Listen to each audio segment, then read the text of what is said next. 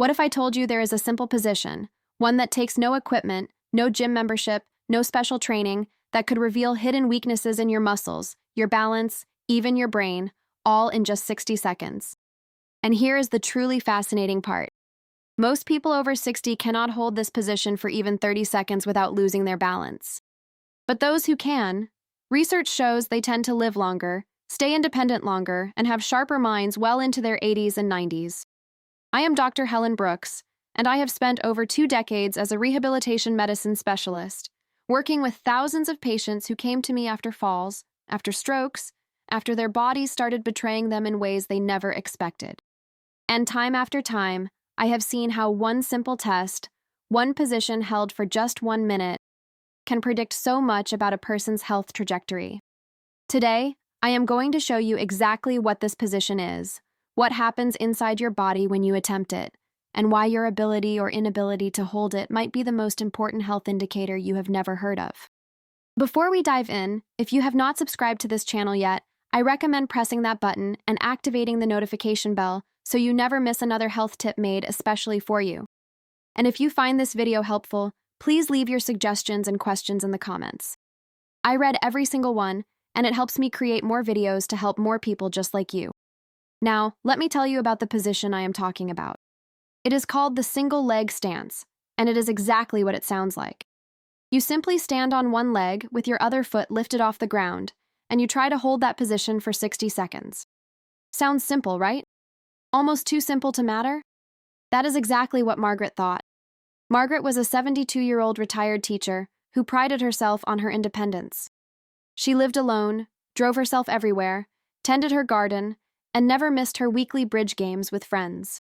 When she came to see me, it was not because she felt sick. She came because her daughter had insisted she get a general checkup after Margaret mentioned feeling slightly unsteady when getting out of bed in the morning. During her assessment, I asked Margaret to try the single leg stance. She laughed and said, "Dr. Brooks, I may be 72, but I am not frail." She lifted her right foot confidently, and within 8 seconds she had to put it back down to catch herself. She tried again. 11 seconds. Her confident smile faded. "I do not understand," she said quietly. "I walk every day. I feel fine." But here is what Margaret did not realize, and what most people do not understand. The single leg stance is not just a test of leg strength. It is a window into your entire neuromuscular system. Your brain's ability to process sensory information, your inner ear function, your proprioception, which is your body's awareness of where it is in space, your core stability, your ankle strength, your hip stability, and even the health of the small nerve fibers in your feet. When you stand on one leg, your body is performing an incredibly complex symphony of adjustments, and you are not even aware of it. Let me explain what is actually happening inside your body during those 60 seconds. The moment you lift one foot off the ground, your brain goes into overdrive. Your visual system starts sending constant updates about your position relative to the room around you. Your vestibular system, those tiny organs in your inner ear, begins detecting even the slightest tilts and rotations of your head. And the proprioceptors throughout your body, millions of tiny sensors in your muscles, tendons, and joints, start firing rapid signals about the position and movement of every part of your body. All of this information floods into your brain, specifically into your cerebellum and brainstem, where it gets processed and integrated in milliseconds. Your brain then sends out thousands of tiny commands to muscles throughout your body, making micro-adjustments to keep you upright. Your ankle muscles are constantly contracting and relaxing. Your hip stabilizers are firing in patterns you cannot feel. Your core muscles are engaged in ways that happen completely below your conscious awareness. This is why the single leg stance is such a powerful test. It is not measuring one thing. It is measuring the integration of multiple systems that must all work together perfectly. And when any one of these systems starts to decline, your balance suffers. If you are still watching and finding this information useful, drop a comment with the word balance below to let me know you are with me. It really helps the channel grow so I can keep bringing you this important health information. Now, let me tell you about what we discovered with Margaret and what it taught her about her own health. After her initial assessment, we ran some additional tests. We checked her vitamin B12 levels because this vitamin is essential for nerve function, and deficiency is incredibly common in people over 60. Sure enough, Margaret's levels were in the low normal range, not deficient enough to trigger obvious symptoms, but low enough to be affecting her nerve function. We also tested her vitamin D, which plays a crucial role in muscle function and bone health. Again, she was on the lower end. Margaret was shocked. She ate well, she thought. She spent time in her garden. How could she be low in these vitamins? But here is what many people do not realize. As we age, our bodies become less efficient at absorbing nutrients from food. Our skin produces less vitamin D from sunlight. Certain medications can interfere with nutrient absorption. And the symptoms of these deficiencies are often so subtle, so gradual, that we adapt to them without even noticing we have changed. Margaret had been gradually losing her balance for years. But because it happened so slowly, she had unconsciously adapted. She had started holding onto the bathroom counter when she never used to. She had stopped wearing certain shoes because they felt less stable. She had begun avoiding activities that required quick movements, without ever acknowledging to herself that this was happening. This is the silent progression that happens to so many people. And this is why the single-leg stance test is so valuable. It gives you an objective measurement that you cannot rationalize away. But if you think Margaret's story is eye-opening, wait until I tell you about what happens to your muscles when you practice this position regularly. When you challenge your balance system, something remarkable happens in your body. Your brain starts building new neural pathways. The connections between your sensory systems and your motor systems become stronger and faster. Your muscles develop what we call reactive strength, the ability to fire quickly and powerfully in response to unexpected challenges. This is not just about not falling.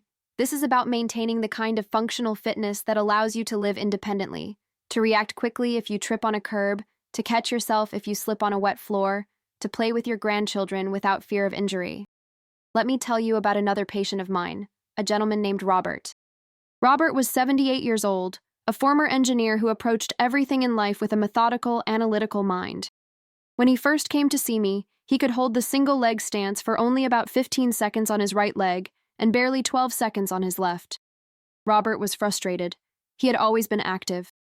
He walked 3 miles every day. He did his stretches. He took his vitamins. Why was his balance so poor?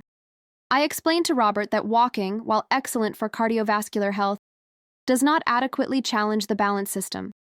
When you walk, you always have at least one foot on the ground, and your momentum carries you forward. Your brain gets very good at the walking pattern, but it does not have to work hard to keep you balanced. The single-leg stance, on the other hand, forces your brain and body to work at maximum capacity just to stay upright. It is like the difference between doing easy math problems all day versus challenging yourself with puzzles that make you think. Robert, being the engineer he was, immediately wanted a plan. So we started simple. Every morning, while brushing his teeth, Robert would lift one foot off the ground for as long as he could. He would switch legs when he switched sides of his mouth.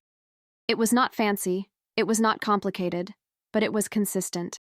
The first week, Robert noticed his ankle muscles were sore in ways they had never been before. Muscles he did not even know he had were suddenly making themselves known. This is a sign that dormant muscle fibers were being activated, that neural pathways that had gone quiet were firing again. By week 4, Robert could hold the position for 30 seconds on each leg. By week 8, he was consistently hitting 45 seconds. And by week 12, he called me, genuinely excited, to report that he had held the single-leg stance for a full 60 seconds on his right leg. But the improvements Robert noticed went far beyond the test itself. He told me that he felt more confident walking on uneven surfaces. He noticed he could navigate stairs more quickly. He felt more stable getting in and out of the car. His wife even commented that he seemed to stand taller. These real-world improvements are what truly matter. The single-leg stance is not just a party trick or a number to achieve. It is a training tool that translates directly into safer, more confident movement in everyday life. Now, I want to address something important. Some of you watching this may have tried to stand on one leg and found that you could barely manage 5 seconds. Some of you might have felt dizzy or unsteady just attempting it. If this is you, I do not want you to feel discouraged. I want you to feel informed. Difficulty with the single-leg stance can have many causes, and understanding these causes is the first step toward improvement. One of the most common issues I see is peripheral neuropathy, which is damage to the nerves in the feet and lower legs. This is extremely common in people with diabetes, even those whose blood sugar is well controlled. When the sensory nerves in your feet are not functioning optimally, your brain receives incomplete information about where your foot is in space, making balance much more difficult. A patient of mine named Eleanor, 69 years old, had been living with type 2 diabetes for about 15 years. She managed it carefully with medication and diet, and her blood sugar levels were generally good.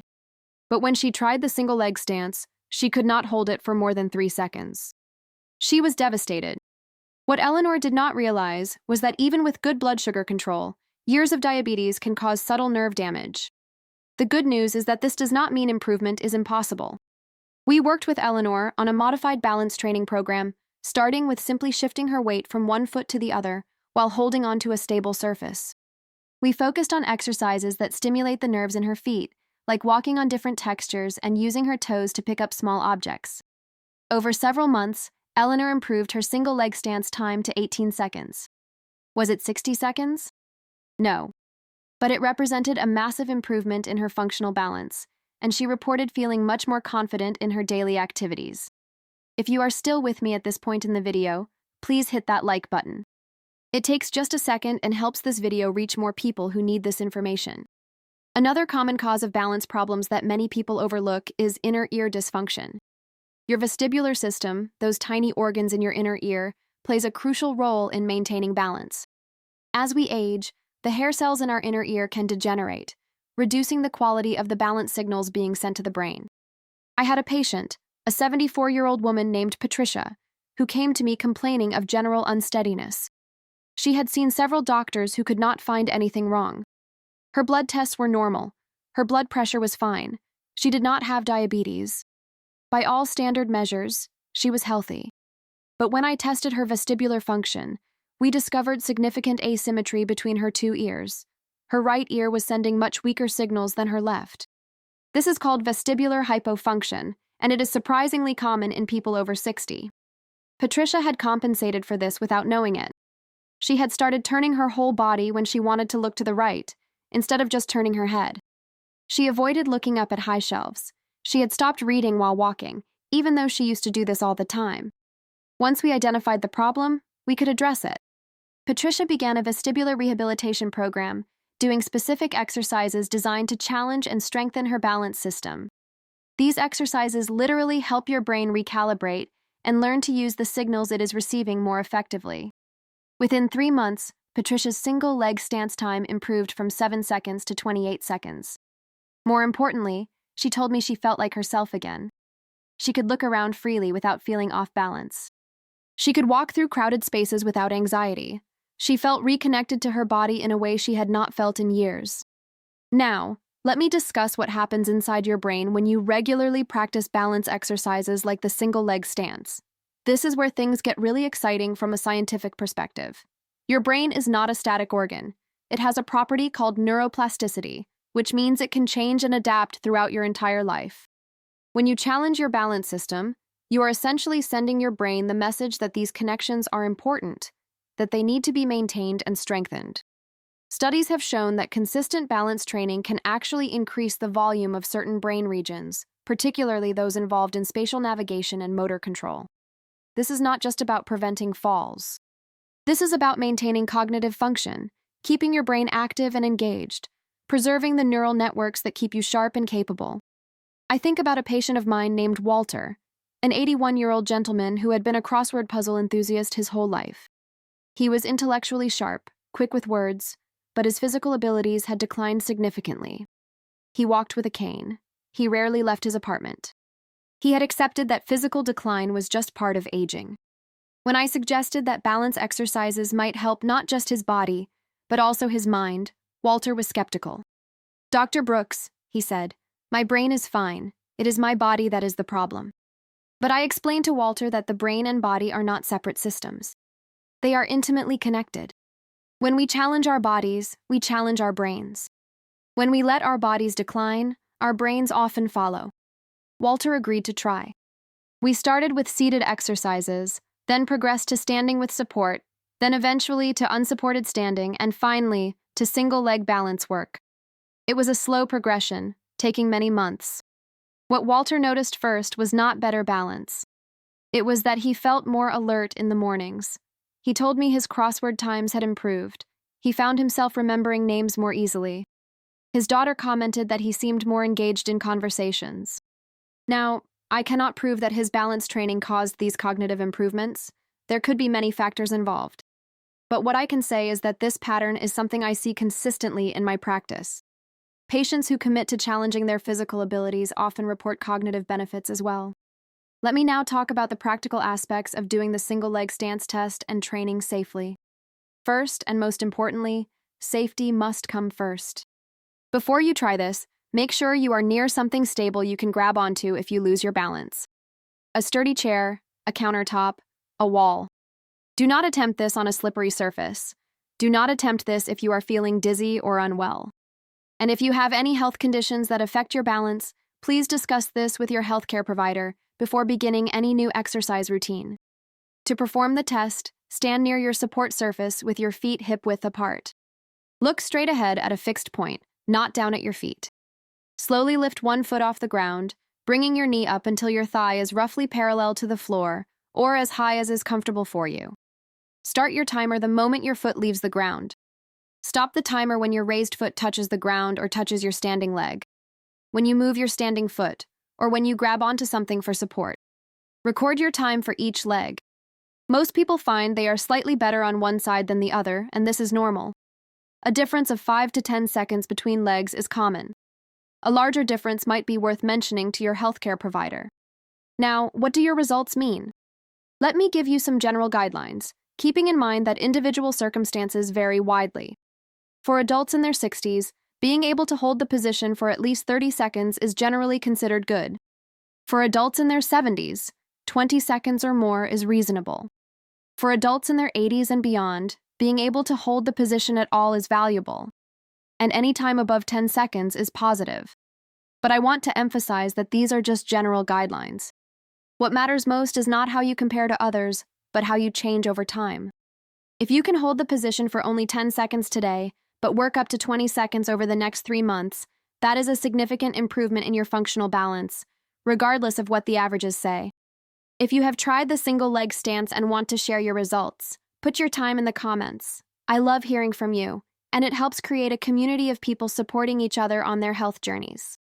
Now, let me give you some practical tips for improving your single leg stance time if you want to work on this. Start by practicing near a wall or stable surface. In the beginning, you can touch the wall lightly with your fingertips for confidence. As you improve, try using just one finger, then eventually no support at all. Practice consistently rather than intensively. 3 minutes a day, every day, is far more effective than 30 minutes once a week. Your brain and body learn through repetition and consistency. Try to practice at the same time each day so it becomes a habit. Many of my patients find that doing it while brushing their teeth works well, since you are already standing at the sink with a countertop nearby for support if needed. Once you can hold the position comfortably for 60 seconds, you can increase the challenge. Try closing your eyes, which removes visual input and makes your vestibular and proprioceptive systems work harder. Try standing on a folded towel or pillow, which creates an unstable surface. Try slowly moving your head from side to side while maintaining the position. But progress slowly. If you feel unsafe at any point, go back to an easier version. This is not a competition. It is a tool for improving your health. I want to tell you one more story before we wrap up, because I think it illustrates the real-world impact of what we have been discussing. I had a patient named Dorothy, 83 years old, who came to me after a fall in her kitchen. She had not broken anything, thankfully, but the fall had shaken her confidence badly. She told me she was considering moving to an assisted living facility because she no longer trusted herself to live alone. When I assessed Dorothy, her single leg stance time was essentially 0. She could not lift one foot off the ground even for a second without immediately losing her balance. But what struck me most was not her physical results. It was the fear in her eyes. This woman who had raised 4 children, run her own business, traveled the world, was now afraid to walk from her bedroom to her kitchen. We talked for a long time that day. I explained that her situation was not hopeless, that balance could be improved at any age, that her brain still had the capacity to learn and adapt. But I also told her the truth. It would take time and effort. There was no quick fix. Dorothy was determined. She started with seated exercises, then standing exercises while holding onto a stable surface, then walking exercises with careful attention to her gait. She practiced every single day, even when she did not feel like it, even when progress seemed impossibly slow. 6 months later, Dorothy could hold the single leg stance for 12 seconds. It was not 60 seconds. But Dorothy was no longer considering assisted living. She was cooking in her kitchen again. She was walking in her neighborhood. She had her life back. Dorothy told me something that has stayed with me ever since. She said, "Dr. Brooks, I thought getting older meant losing pieces of myself one by one until there was nothing left. Now I know that every day I have a choice. I can let myself decline, or I can fight for every day of independence I have." That is the message I want to leave you with today. The single leg stance is just a test, just one measurement among many. But what it represents is much bigger. It represents your commitment to maintaining your function, your independence, your quality of life. It represents the understanding that your brain and body are adaptable, that improvement is possible, that you have more control over your health trajectory than you might think. So here is what I want you to do after watching this video. Find a safe place near a stable surface. Try the single leg stance on each leg. Record your times. And then, if you want to improve, commit to practicing for just a few minutes every day. Talk to your healthcare provider about your results. Ask them if there are any underlying issues that might be contributing to balance problems. Get your vitamin B12 and vitamin D levels checked. Discuss whether a vestibular assessment might be helpful. And remember that this is not about achieving a perfect score. It is about taking an active role in your own health, about refusing to accept decline as inevitable, about giving your body and brain the best possible chance to function well for as long as possible. I have seen patients in their 90s who stand on one leg with perfect stability. I have seen patients in their 60s who struggle to manage 5 seconds. Age is a factor, but it is far from the only factor. Your choices, your daily habits, your commitment to challenging yourself, these matter enormously. If you found this video helpful, please share it with someone you care about. Maybe a parent, a spouse, a friend who might benefit from this information. And do not forget to subscribe and hit that notification bell if you have not already, so you do not miss any of my upcoming videos on how to protect and improve your health as you age. Thank you for spending this time with me today. Your health is worth fighting for, and I am honored to be part of your journey. Take care of yourself, and I will see you in the next video.